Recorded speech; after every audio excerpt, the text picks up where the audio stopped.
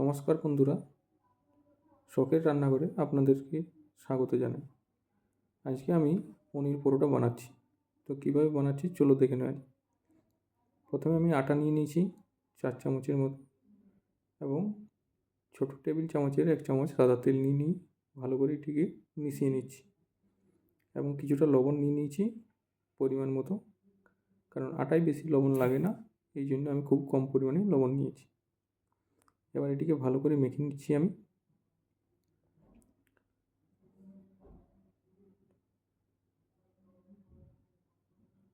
চলুন এইভাবে মেখে নেবেন। আরও কিছুটা জল নিয়ে নিচ্ছি। একটু পাতলা করে ভালো করে মেখে নিতে হবে, খুব নরম নয় এবং খুব শক্তই নয়, মিডিয়াম টাইপের মাখতে হবে এটিকে। তো এটি মাখা হয়ে গেছে। এটিকে আমি এখন ঢাকা দিয়ে রেখে দেবো। তো চলুন এখানে দেখে নেওয়া যাক। আমি এখানে পনির 50 গ্রামের মতো নিয়ে নিয়েছি, পেঁয়াজ নিয়েছি একটা লঙ্কা এবং আদা কুচি, এবং এই যে ধনেপাতা, সব আমার এখানে কুচি করা আছে। এবং সাথে নিয়েছি আপনার হলুদ নিয়েছি হাফ চামচ, কাশ্মীরি লঙ্কা হাফ চামচ, চাট মশলা নিয়েছি হাফ চামচ, গোলমরিচ গুঁড়ো নিয়েছি হাফ চামচ, এবং জোয়ান নিয়েছি 1 চামচের মতো। এবার এটিকে আমি ভালো করে মিশিয়ে নিচ্ছি। এইভাবে আমি ভালো করে মিশিয়ে নেব।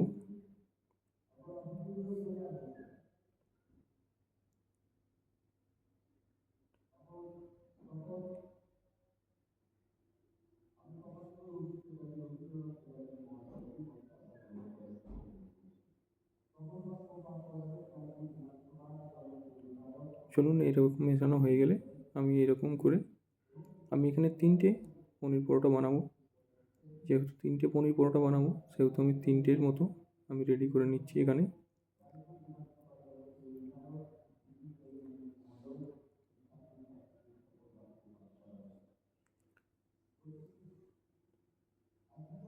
দেখুন, এবারে আমি এটাকে পুর বানাবো।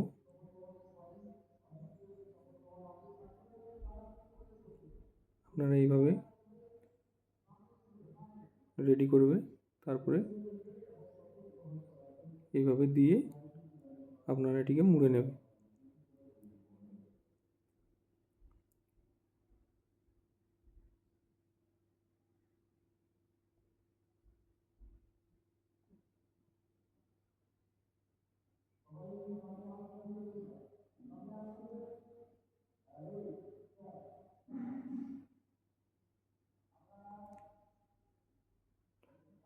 ততক্ষণ আপনি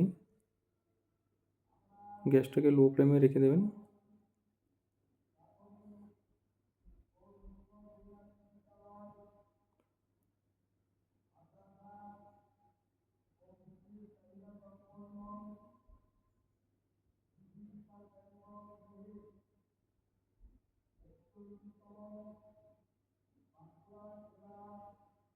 চলুন এটা আমাকে মেলে নিন, এইভাবে মেলে নেবেন।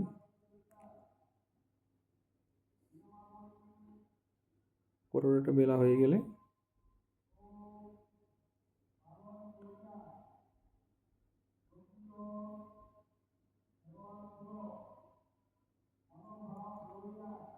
আপনি দেখে নেবেন তাওয়াটা হিট হয়েছে কিনা।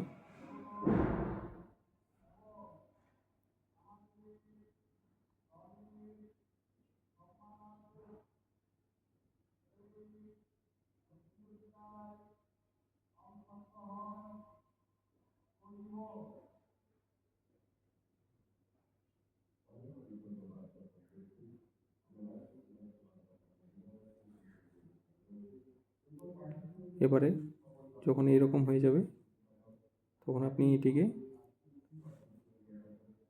বাটার দিয়ে দেবেন 1 চামচ।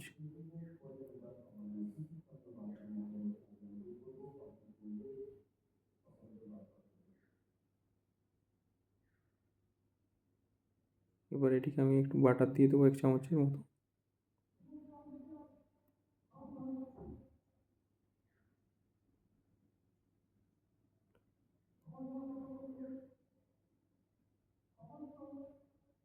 দেখুন পরোটাটা কি সুন্দর ফুলছে। বাটার দিয়ে দিলাম 1 চামচ।